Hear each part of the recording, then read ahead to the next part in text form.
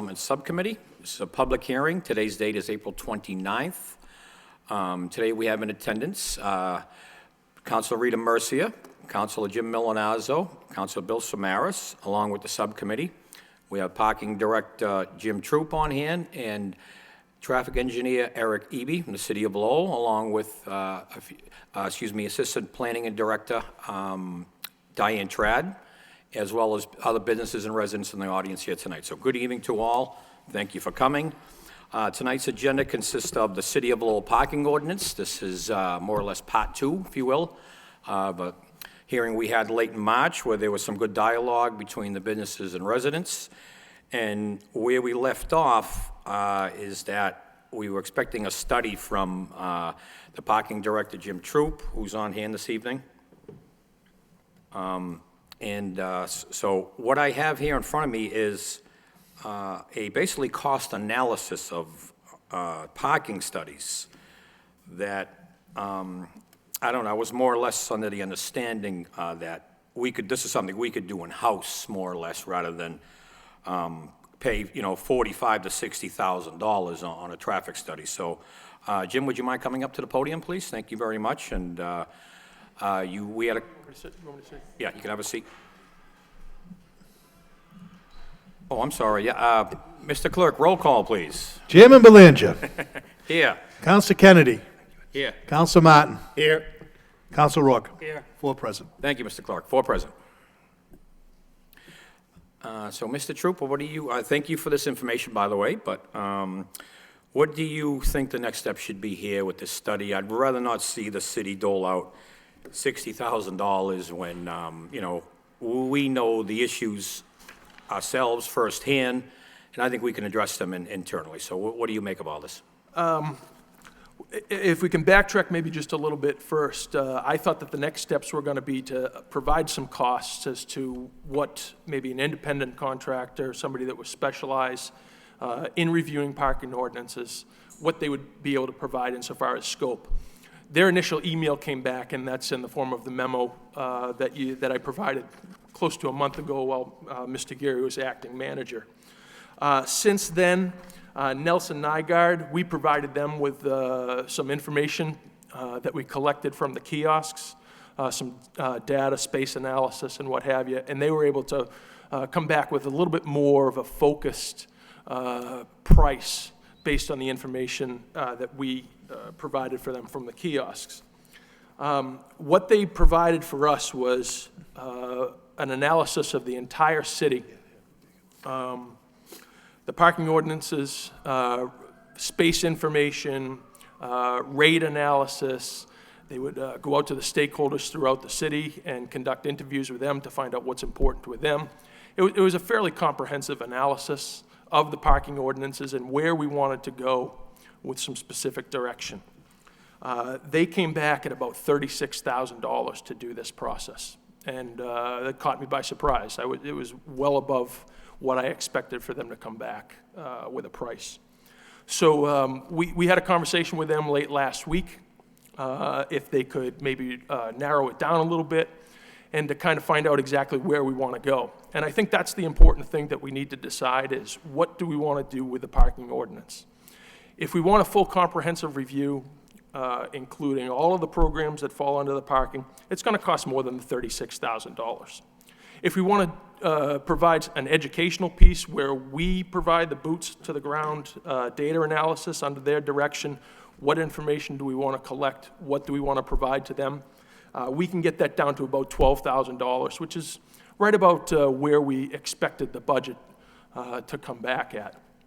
If we want to follow the scope that they provided in their initial proposal, then we are looking at about the $36,000. All of those monies would be provided through the Parking Department Enterprise Fund. Okay, thank you. That's a little more within reason, so to speak, the 12. And that's what I'm looking for. In-house, Jim, we have the talent on board here, I think, to achieve this. I think the ultimate goal to look into this parking ordinance is to become more parking friendly in our downtown throughout the city in order to assist businesses. That's the ultimate goal. Yeah, I couldn't agree more. There are challenges, no doubt about it. Currently, the ordinance is 8 a.m. to 6 p.m. Monday to Saturday, right? but we're not enforcing that, right? We're enforcing Monday until 4 PM weekdays. Is that an accurate assessment? Accurate assessment. Okay. So in one sense, and I stated this before, we're sort of, and this was done before your time, Jim. I'm not pointing fingers here. We're sort of misrepresenting ourselves here. We're not enforcing it. We have visitors. Most people are cognizant to it. Frequent downtown visitors, residents are cognizant and know that, but there are those who are not. And they dump money in the meters, and I guess that extra money is nice. But it's still, the perception is still there. That's one of the biggest struggles that we face downtown in our central business district is parking. I think that's one thing all the business will agree on unanimously. So how do we change that? I mean, if we scale it back and say 8 to 4 in the kiosk, just give it as an example, then we have the problems of residents and visitors parking all nights and weekends and just sitting there. So that's another challenge. So I'd like to hear, I think we all know what we're here to accomplish, but I'd like to get input from my colleagues here, then I'll open it up to the public, okay? So any of my colleagues have input on this? Councilor Kennedy. The middle, the $12,000 option, which you said meant that you would provide the boots to the ground, your department really is small. So do you have the capacity to do that, or what would that entail exactly? We would have the capacity to undertake that. Just to understand, Nelson Nygaard would provide us the scope of what information we'd be looking for. Outside of the normal enforcement hours, it's kind of difficult to use the kiosk data. We just know who's paying. We don't necessarily know who's in the particular spaces. So they can collect this data in a very short time. And if we're given the parameters and the information that they want to be provided to them, I have adequate staff to undertake those responsibilities. And again, I'd have to look to them to give me the direction as to what information to provide to them. Do you know what information they would? They'd pretty much want to know if there's a car in a particular space and for how long. That's really basic information. Everything else, I'd really just be guessing. And are you able to provide that? Yes. That's just a matter of people walking up and down the street and creating a tick sheet. All we'd need to have, and I believe the traffic engineer has a map of the spaces where they are on the streets, and then we would just, again, boots to the ground. And how often would we do that? Would you need to do that? I would look to the direction of Nelson Nygaard as to how many days they would like as a representative sample, but they don't require an extensive period, months of information. They can get a representative sample in a matter of only a couple of days. Okay. Regarding the money that comes in, or the fact that we go, 8 to 6 right now? Is when you The ordinance hours are 8 to 6, yes, sir. So we collect money 8 to 6. Yes, sir. But we only ticket people up until 4. So if you pay from 4 to 6, then good for us. And if you don't, good for you, right? That's kind of the way it goes? Mm-hmm. Okay. I think that's it for me. Okay, thank you, Councilor. Councilor Martin. Right, so you're going to provide this data as to who's in what space, at various days of the week. I suppose Friday's a busier day than Tuesday, maybe. So a sampling of days, and then what? And then it becomes a matter of data analysis. Their proposal has some analysis on the data that we provide to them, and then they would come back with recommendations. In this project scope includes a complete presentation to City Council on their findings. And I think the advantage to that is it's very independent. They really don't have a dog in the fight. They're just analyzing the data, not from the parking department's point of view, not from a business owner's point of view. I think that they're really taking the best interests of the city as a whole as their priority. So exactly what they're coming back with us are going to be some recommendations as to whether or not we should enforce till 6 o'clock, whether or not it's beneficial to roll back till 4 o'clock. It's really how they analyze the data. Well, is that the only issue they're going to look at, though? I think we could probably tailor what we want to come back as recommendations. Yeah. But I think we really need to give them the direction as to what we want to do, what we want to really analyze. And that's going to dictate exactly how much we're probably going to have to spend for somebody independent to look at the ordinance. I'm looking at the memo, I guess your memo from February, where in addition to the potential of rolling back, increasing or decreasing the hours was one of the things we suggested to look at. The impact on revenue, opportunity for tiered pricing, and that sort of thing. So would that be part of this analysis? I would hope so. I would hope so. I think this entire motion is a tremendous opportunity. I really do. I don't take any personal offense or on behalf of the parking department. I think this is a tremendous opportunity.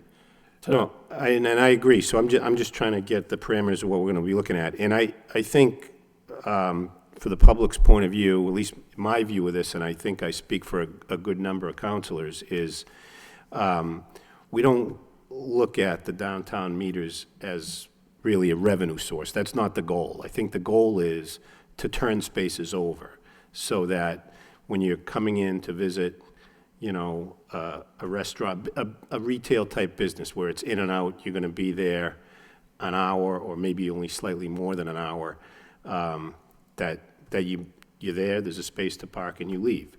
And so somehow it's not taken up with all-day parkers or overnight parkers. And so, unfortunately, the best way often to incentivize that is, you know, to charge money for it, or, you know, fine if you stay over. So we get there needs to be an enforcement piece.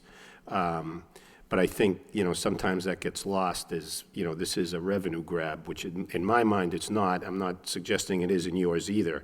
I think, you know, to have a vibrant business district, we want to turn over those spaces as often as we can. And I think the kiosks hopefully give us a little more flexibility on ways to do that. That was the goal of them when they were put in. So, you know, if you can provide the raw data that's going to lead to some, I guess, options for us to consider, I'm all in favor of that. In fact, I thought we had already said kind of go off and start this process. So, you know, that all sounds like as you say, an opportunity to make things better, and I think that's what we all want to do here. So, thank you, Mr. Chairman. I think that's all I have for the moment. Thank you. Very good, Councilor Martin. Thank you very much. Councilor Mercia. Thank you, Mr. Chairman. Through you to Jim Troop. Mr. Troop, are we talking about someone that's going to make an analysis on and offer us an opinion on whether we should have enforcement up until 6 o'clock? What are we doing with that? I think that's a very key question to give us direction as to how are we going to proceed with the Who's giving us direction? Nelson Nygaard. They are. Okay, and they're giving us direction. What about the very people that it affects? What about their direction? This is why we're bringing this motion here and this issue here, because it isn't about a money-making option.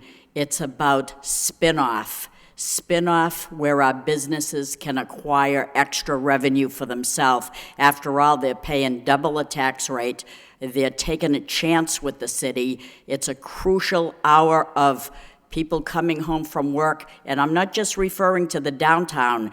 Although downtown is key, there are many downtowns within neighborhoods that would really appreciate not being ticketed at that time, so the customers and patrons could come in and get their nightly dinner and bring it home. And that would be a revenue source and a spin-off for the different businesses. And this, so I appreciate the fact that you're going to have a professional look at it, but a professional isn't downtown or in the neighborhoods issuing their time and their effort to try to earn a living so that they can pay double a tax rate. So that's my comment, and that's why I'm supporting this motion wholeheartedly. There are business people here, and this is why I'm concerned about this issue. Thank you.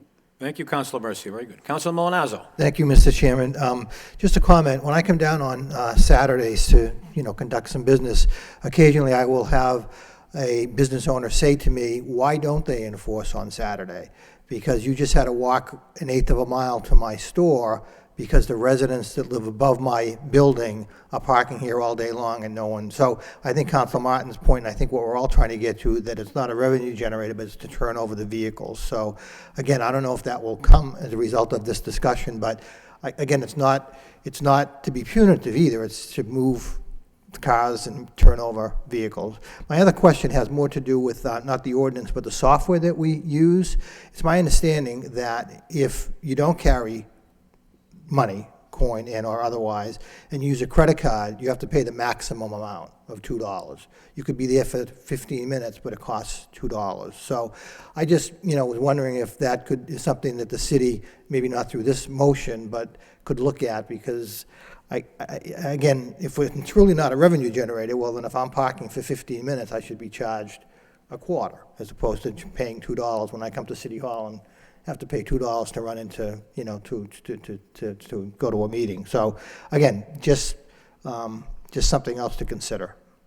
Very good, Counselor. Mr. Troop, would you like to rebut that? When it comes to a credit card transaction, the reason that they charge that maximum rate for the $2 is so that there is a credit card transaction fee, and it's to be able to cover that. So it's not, I guess, a losing proposition to use the credit cards. What we have instilled in the other areas where there's longer-term parking, 4 hours in the Gershom lot and 8-hour areas over in the Wanna-Lancet areas, residents can pay. There's a 2-hour minimum in those situations, but they can top up to what their need is for that particular time. But that was the reason behind the $2. Now, is a transaction fee the same for debit card as it is for credit card? Yes, it is. It is, okay, thank you. Thank you, Counselor. Okay, before I open up to the public, we've heard some outstanding points from my colleagues here. Counselor Kennedy, go ahead. Well, first of all, let me say, I think it's good that you came back to us, since there's a difference in how much each one of those options would cost. But I guess I'm having a little bit of trouble understanding the value of the information. In other words, if we send people up and down the streets at different times to record whether cars are parked there or not, and then we turn that information over to them, then what are they going to tell us that's worth 12 grand? Well, I think it's a matter of an informational piece that they're going to bring back to us. Informational in a sense that it's beneficial for us to charge in accordance to the ordinance. Informational as to how it affects business, and I think we have a classic, chicken or the egg argument here. Does metered parking bring business, or does it deter business? And what I'm hoping to do is, I'm hoping to have somebody that is an expert in the field that can draw some relative comparisons to other very similar cities, size, business district, businesses, and the way we conduct our parking operation. I'm hoping that they can bring back plenty of information that dispels a lot of the arguments against metered parking or the enforcement ordinance as it's written. And I'm hoping that this is, again, I look at it as an opportunity to really link the parking department to the businesses so that the parking department works for the businesses and we're not perceived as somebody that's deterring these downtown businesses and what they're trying to accomplish. So if you send, let's say, 4 people out, and they go and they check all of those spaces, and they record who's parked in them, and then they go back and they do it again 3 hours later, 4 hours later, they're not going to know whether it's the same car or not, right? Yes, they would. How are they gonna know They that? would be able to check. They would be able to check license plates. They'd be able to check. They could electronically mark the cars to see whether or not they've moved. They will have the mechanisms to check whether or not it's the same car or if the car has moved. Okay, and that's what you're expecting? Yes, sir. Okay, and then when we get that information, I mean, maybe there's more to the scope than what I understand, but are you expecting that that they may ask for additional information beyond that? I don't expect that. No. Okay, well, what do you think, what is the value of having that information? I guess that's what I'm having, I don't understand that. What's... The value of that information is to basically know the actual usage of those spaces in whatever district, whatever neighborhood that we want. It'd be able to give them the actual usage, the actual turnover, and then to be able to make recommendations based on that. Okay, the software that we have, doesn't that software tell you which spaces are used and how often they are? It does. It tells you when the spaces are purchased, how long it's been purchased for, and when it expires. Okay, so the software will tell you how much each space generates, right? So that you know if there's like an A1 space that's generating $30 a week or whatever, and if there's a space that's off on the perimeter of the central business district that maybe is only used a few times, you know that from the software. So if you know that from the software, then what is the boots on the ground part of it going to do? The reason for the boots on the ground is to analyze what's going on outside of the enforcement hours. We're not making any secrets that we run the shift from 8 o'clock to 4 o'clock. And I would like to see it outside. If this is something that's going to help the businesses, I would like to see it. But I think that what we don't have is we don't have the accurate data, what is happening outside of those enforcement hours at those particular spaces. But you still know from the software whether or not spaces are being utilized after the enforcement hours, don't you? I do, if I can only add that they're also being taken up by people that know that they're not being ticketed, that might have a pass card in the garage, but this space might be closer to their home. It might be taken by people who are working on the particular weekends that know that they're not getting ticketed. And those spaces just aren't available to a customer because whoever's working that shift is taking up that spot. So this is a tremendous opportunity to look and see how those spaces are being used over the course of a day. Okay, so then, basically, what you mean by boots on the ground is you were going to see what spaces are being utilized but aren't being paid for in the evening hours, for instance? We could, yes. Right? That's basically it? So nobody would be doing this during the day, they'd be doing this after hours? We already do it during the day with the enforcement people, so Right. yes, this would be outside of those enforcements, when the enforcement shift is running. Okay, so in addition to the $12,000 that we would be paying that company, then we'd also be incurring overtime? Correct? Okay, And if you want to compare, the overtime that I would spend for my staff would be significantly less than if we asked okay, you've already done a that principal. analysis? Yeah, it would be minimal. It would be, a significant difference between what a principal from the consultant would charge us versus what I could use with my staff. And I think it's better served to use my staff to give them the opportunity for additional time. Okay, thanks. Thank you, Counselor. Counselor Rourke. Thank you, Mr. Chairman. I guess my question was answered, but the majority of the study, I guess the reason why we're all sitting here, is the off hours, is the 4 to 6, and then the Saturday study, correct? So there'd be no other reason, I guess, to be here. If that's the intent of the motion, I'm all for it. I'm all for it. And you'd figure that's, 4 to 6, so 16 hours a week is what we're looking at. Correct. And if we want to draw dollars to that, and we talk about it being a cash grab or what have you, if we turn around and look at it as an effective way to manage the parking in the downtown area, I've collected the data once I knew this motion was coming down, and I thought that it would be a topic for discussion. The budget for revenue for the parking meters in the downtown, for the meters in the city is $823,000. That's what we're expecting for revenues for the meters. Up till, I've collected a chart of revenue that's been collected after 4 o'clock, Monday through Thursday, and then from 4 o'clock on Friday to midnight on Sunday.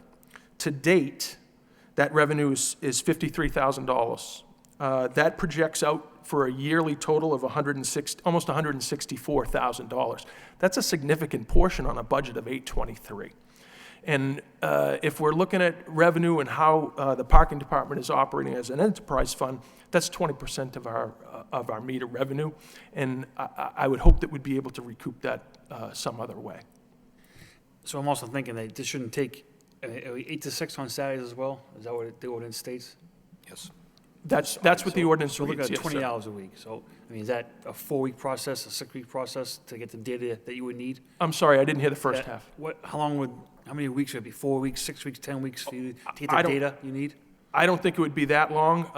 In attending some seminars that they've presented, they'll collect that data over the course of maybe 2 or 3 days, and that's enough to give them a representative sample.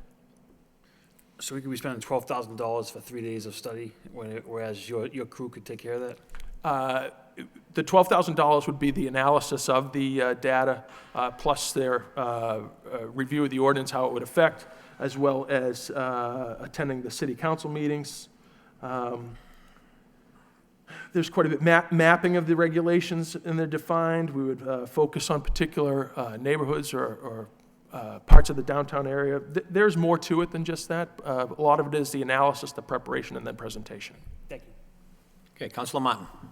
Yeah, just I think this point was clarified, but the whole reason you need to do the street research is because then you don't have data on who's not paying, right? During the enforcement time, you do, but outside of that, if someone's in a space and they're not paying for the space, you can't tell that from the software. You need someone to go out and look at the space. I can only tell who's paying. Right, okay, all right, thanks. Okay, thank you. Before I open it to the public, I'd just like to make a few comments. Again, some outstanding input from all of my colleagues, some very, very good points. But I think we all agree on that, parking revenue, the city does not look at as a revenue generator, Jim. And I know you agree on that. I'm not, again, insinuating you are, but I know the minute I see us using traffic enforcement and parking enforcement to generate revenue, I'm going to speak out loudly. So that is a deterrent to visitors, and that resonates, okay? Because somebody can go to the 99 in Applebee's and eat, and not pay for parking. Somebody can go to the mall and buy clothing and not pay for parking. So that is what hurts us the most, I believe, in our central business district. So again, the ultimate goal is to become more parking friendly, to get more tourists. I'd like to see it scaled back. I don't see how it can benefit it would benefit businesses to enforce till 6 o'clock at night. I don't see what the positive is there for business. It's better for revenue, but I don't see how it's better for businesses. I really don't. So I know we're collecting roughly $164,000. So you're telling me, Jim, that $164,000 is after 4 p.m. and on Saturdays? Saturdays Telling me? and Sundays. Saturdays? Sundays? I use the parameter for my data. The weekend collections was after 4 o'clock on Friday to midnight on Sunday, and just pooled it all together.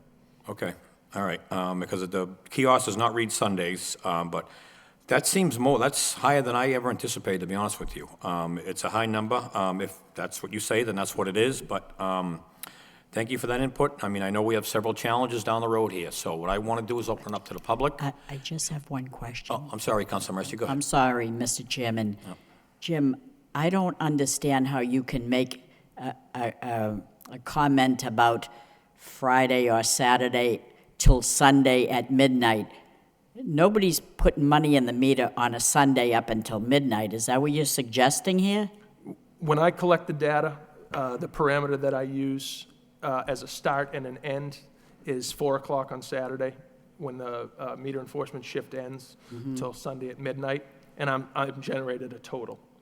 So, But there's no money taken in from Saturday at 4 o'clock till Sunday at midnight. Some people are paying the meters. Someone's coming in the city at 11 o'clock on a Sunday putting money in the meter.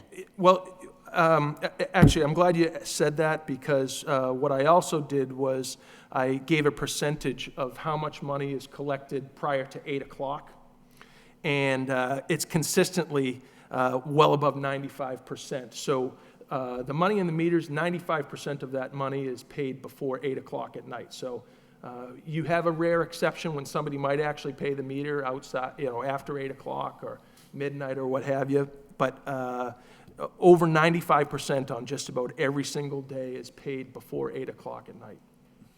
Gee, even before 8 o'clock at night, up until, let's say 7:30, 8 o'clock, people are still putting money in the meter?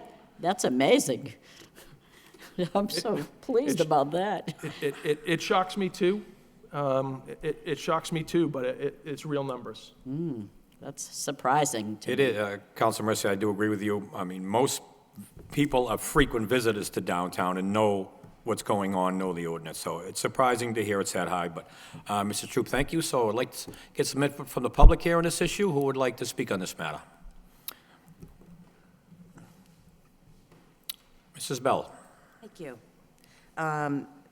Couple of things. Number one, if I could have a business that had no overhead and get in $164,000, that's a business I'd keep, rather than putting a meter maid on, costing me the salary, plus the vacation, plus their retirement, plus their health.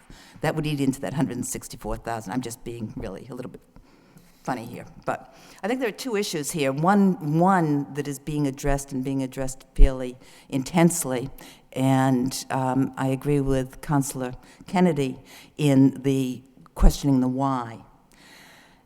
If the city is interested in generating income, then a $12,000 study to see whether generating this income is also worth putting somebody on to enforce this income, then that is a matter of whether or not the $12,000 is well spent. If the city, as Rita has brought up, is intent on finding out what is going to absolutely enhance the economic development of the city, then I think that this study, although it might be of some value, I think you've already done it yourself.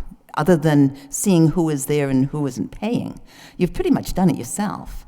And you know, good job for doing it. And yet, I think the most important issue is the one that Councilor Mercia brought up, and the one that I feel that is really in the forefront of Council Belanger's meetings. And that is, what are we going to do for the economic development of this city? What are we going to do when we drive up Merrimack Street and we see lots of empty storefronts? And it is absolutely true, and I know this is a fact, that Chantilly Place, which has been empty from, 2 years now? Emptied out because of parking situations. I know that restaurants are hit hard, et cetera. I have my own business, and I know this enforcement from 4 to 6 would kill me. It's neither here nor there. The main thing is, I think you have to understand, what is it that you want to do? You know, is it that we are looking at, is this a source of revenue between 4 and 6 for those 20 hours, including Saturday? Or is it we're trying to find creative ways to satisfy the economic development and helping businesses, while at the same time being a city that attracts new businesses in? So I hope as you go forward, you really understand the focus of where this committee is going. Thank you. Thank you, Mrs. Bell. Hi, my name is Janet Bassari, and I'm an employee of the Lowell Transitional Living Center. And I'm here with a petition from our volunteers that come to the shelter. We have over 300 volunteers a month that come to the shelter, and a lot of them are retired, and they're getting ticketed $15, and that's kind of a lot of money for these folks to come up with. You know, we're glad for their services, but we're losing some because of the parking ban. So we're asking if you would probably respectfully, this is from my director, consider terminating the meter enforcement after 4 p.m. daily, because we have a lot of people that come into the shelter at that hour. We also ask if you would consider a 2 to 4 volunteer waiver so that we could give it to our volunteers that come in, what are probably there for a couple of hours to help us, and during the hours of 7 a.m. until the meter enforcement is over. So I have a petition here from our folks. Thank you, Mrs. Barsoni. We'll submit that into the record. Thank you very much. And thank you for what you do. Mr. Troop, did you get that input from Mrs. Barsoni? Maybe we can consider some assistance there for the volunteers that come to the shelter. I've spoken to the director, and it is an issue. These are people with little or no income to speak of, and they could use some help there, so. I'm going to speak directly to her, and I invite your director to contact me tomorrow, and we'll clear this up. Thank you. I appreciate that. So does he. Thank you very much. Mr. Jacobson. Okay.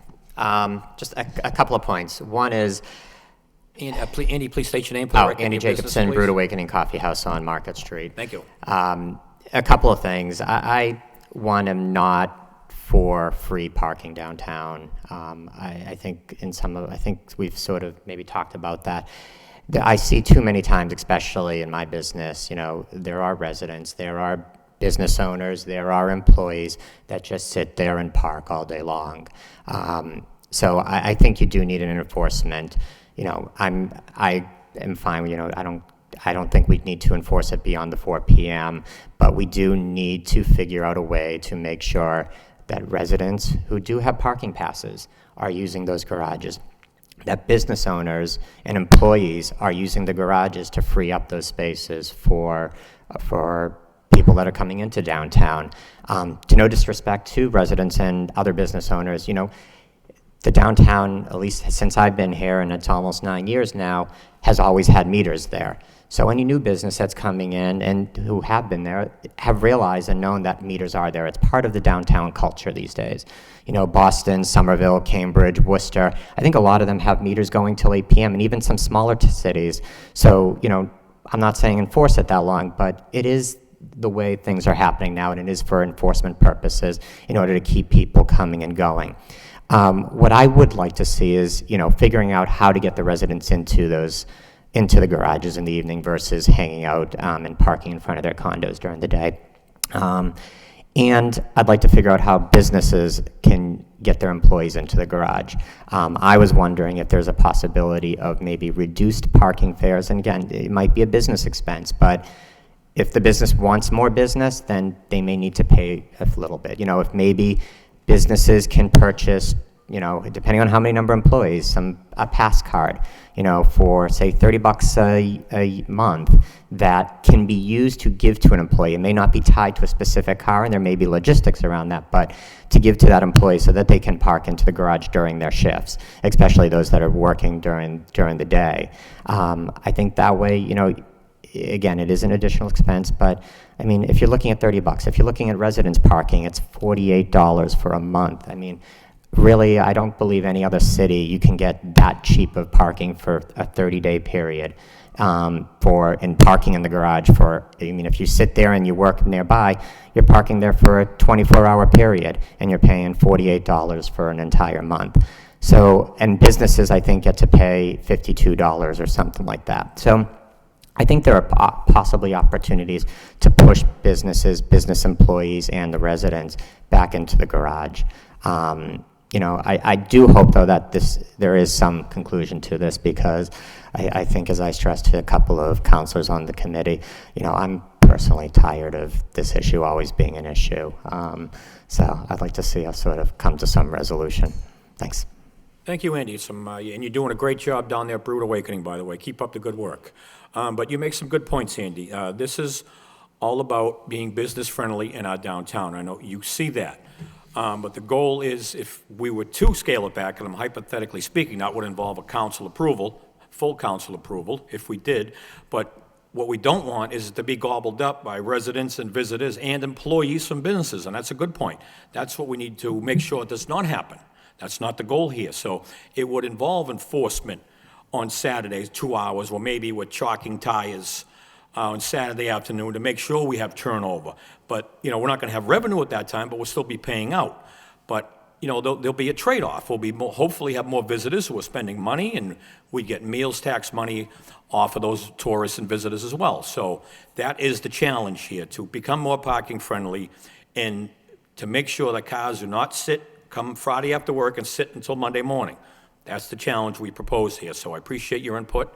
Thank you very much. So, who else would like to speak on this issue? Anybody in the public, sir? Please introduce yourself for the record. Sure.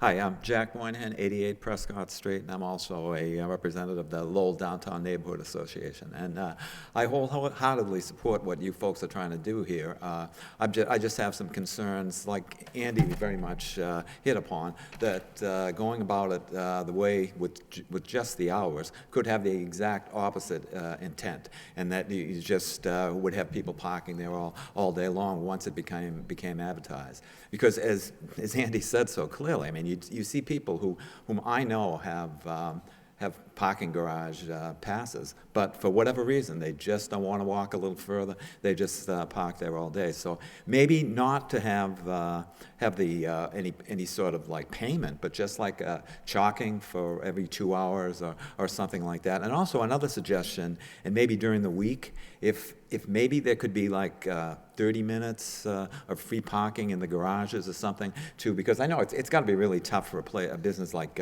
Andy's, for instance. I mean, if there is a 15-minute thing in the garage free, but I mean, I can't think of anything I could do in the downtown in 15 minutes with free parking. So just if you could just have something just so people could get in and out, that might help as well. But anyway, thanks and good luck with what you're trying to do.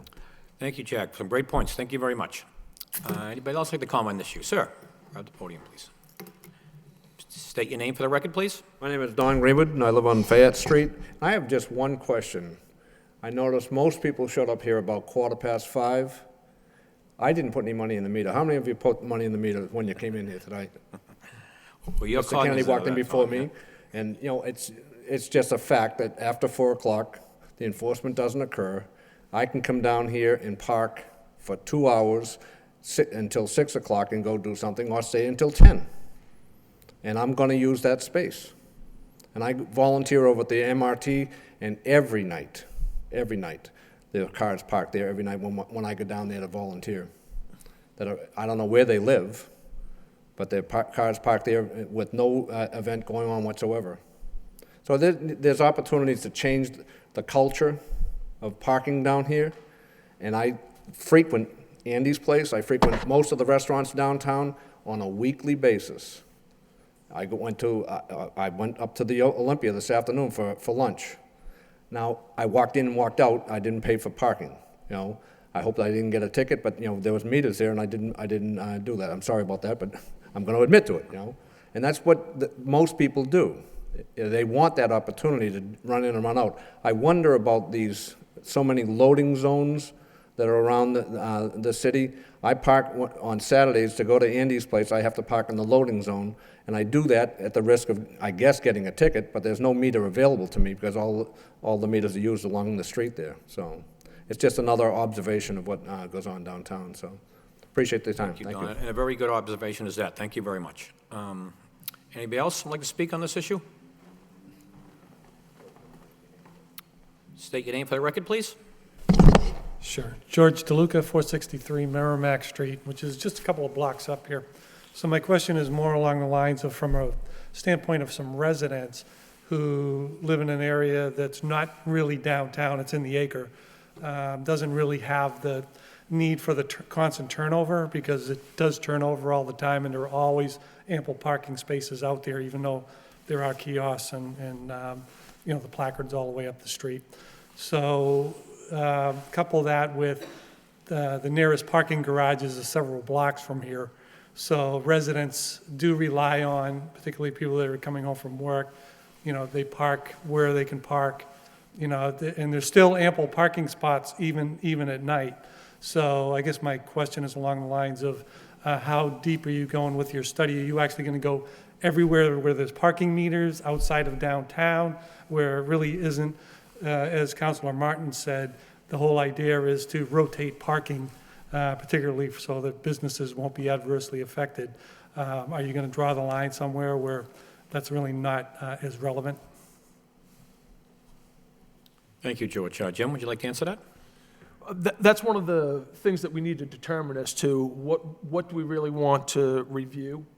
And I think that gets to the crux of the difference between the two proposals that have been given to us. The one that has that $36,000 proposal encompasses the entire city.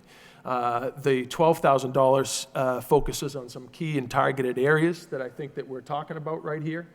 But I think if we do go outside of the kiosk areas, I think that we have enough resources in the city. I can't speak for the other departments, that if we wanted to look at the resident parking and what have you, I believe that we probably could do that outside the scope of what's being proposed in that $12,000 proposal. You know, I'm not talking about outside the kiosk area, I'm talking about within the kiosk area, but outside of the downtown area. Yeah, again, that speaks to the difference in the proposals from Nelson Nygaard. The one that's a little bit larger scope speaks to analyzing the entire kiosk areas. The lesser one focuses more on the education piece, the information that we provide to them, and then their recommendations based on the data analysis. Okay, thank you. I'd request that the city council just bear that in mind. Will do. Thank you very much, George. Anybody else from the public would like to chime in on this situation? Hearing none, that portion. Any other lasting input from my colleagues before we adjourn on this issue? Councilor Kennedy? And this maybe is part of Mr. DeLuca's question, is what would be the scope of the downtown? I mean, what do you consider the downtown? Is East Merrimack Street downtown? Is Upper Merrimack Street downtown? Is Upper, you know, what are the boundaries? I think that's really to be determined. I think we can go back and tailor the areas of study based on what we're able to collect the data. Again, the language in here is core downtown blocks. I think we can determine exactly what those core downtown blocks are. There's nothing specific, but I would look to your direction, the input of the people that spoke here tonight. If they feel that they're in a core area, I think I'd be happy to include that as part of the study. Okay, and would this, you'd need an RFP for this?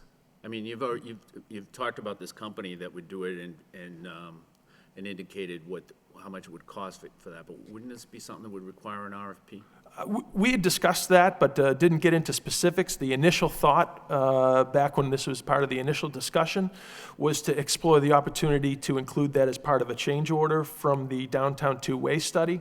And that's based on Nelson Nygaard. If we if it's council's wish to go out for bid, by all means, then we would do that. We would follow the direction not only of council, but procurement. Okay, I didn't realize that. So this company is they're the ones that are doing that two-way study, or that completed the two-way study? All right, so you would so it would be like, oh, all right, I understand. We could go out for bid. Nothing's been determined and nothing's set in stone as of yet. Are you aware of other companies that could do the same thing? There are a number, but Nelson Nygaard, probably because of their relationship with the city and the downtown two-way project, it would be fastest to procure them and to come up with a contract. But there are several that could do it, and we could go out for bid based on proposed scope. Thanks. Thank you, Councilor. Councilor Rourke. Yeah, in closing, Jim, I guess my only question would be, that would need to be answered through this study, how would stopping enforcement at 4 o'clock on weekdays and doing no enforcement at all on Saturdays assist downtown businesses? That's a good question, and you know what? It would be very interesting, and I say this very tongue-in-cheek. It would be very interesting to send meter enforcement out outside of the enforcement hours under the instructions to not write a ticket. Do not write a ticket. And let's see the effect of people's behavior when they see the meter enforcement out there. They don't necessarily need to know that they're not writing a ticket, but I'd like to see the effect on the behavior of how that is. It's said tongue-in-cheek, but I think that forms how we want to proceed. Do we want to enforce till 6 o'clock, or do we want to only enforce till 4 o'clock? Do we want to enforce on a Saturday, or do we leave that alone? And I think that's really where we need to focus. And then as we look to the outside, what does the benefit of either metering or enforcing during those times, what benefit does that have for the city? And really that's my intention, is how do we better serve our customers, the businesses that are here tonight, city and city council? Right, 'cause I would think if the 4 spots in front of Brute Awakening are taken at 5 o'clock on Friday, and those cars don't move until Monday morning, what benefit to that business does that encounter? Yeah, I could share an interesting anecdote. I was at a meeting with some downtown stakeholders, and we asked, well, who's parking in the on-street spaces? And I said, if I had to make an assumption without any proof, I think it's probably people that have some pass cards, and I think that it's employees. I don't have any proof for that. And sitting across the table from me were 5 people. And one of them said, well, I have a pass card for the garage, but the space on the street is closer to my house. That's 20% of the people that were in front of me. It was an interesting thought. But I think that gets to some of the crux of what we're trying to discuss and what we're trying to accomplish here. That would be valuable information, so, all right, thank you. Thank you, Counselor. Any other from my colleagues? Okay, well, in summary, before we adjourn, Jim, I think you heard some great ideas we've had tonight, some great input from my colleagues as well as businesses and residents down there. And, I mean, in my opinion, I'm not an expert, okay? I've been a businessman in downtown for almost 15 years. And in my opinion, if we would have forced meters till 6 p.m. and on Saturdays, it would be disastrous, quite frankly. I'm not saying we can allow these cars, as Councilor Rourke said, to sit all weekend. Certainly not. So we still may need enforcement in that sense. So how it would benefit businesses, in my opinion, whether you're a bakery or a dry cleaner or an eatery, you could say, Mrs. Jones, we have there's free on-street parking after 4 and on weekends. It's free on-street. You do not need to worry about paying. Come pick up your suit, come pick up your cake, or come dine at that time. That's how it could help. Businesses could advertise that, get that out, and the city could promote that as well. So I think there are benefits here. I don't have all the answers. We're going to have a few more of these discussions, but I think we made giant steps here today. And I think, you know, opening up, as Jack stated, a downtown resident, making the first hour or half hour, 30 minutes free in the garages on nights and weekends would be helpful as well. I know we're going to lose revenue, Jim, if it is scaled back to some degree. I understand that. I'm not going to be pointing a finger in, you know, fiscal year 17 saying we lost money, how come? I mean, I understand. But we'll be getting it back on the other end. I'm hopeful. So we have a lot to analyze here and look at. I'll brief my colleagues, the full council, later this evening. I thank you for coming. I think we made a lot of headway here today. I thank all the residents and businesses for showing up. Councilor John Leahy has joined us here this evening, too. So I will make a subcommittee meeting, another meeting scheduled in late May. Thank you very much. Thank you very much. So, Mr. Chairman, just so that I'm clear, so we're not doing anything until a decision is made later on, but we're not moving forward with the study right now. No, Councilor, that's a good point. I think most of the information, the study has been already completed.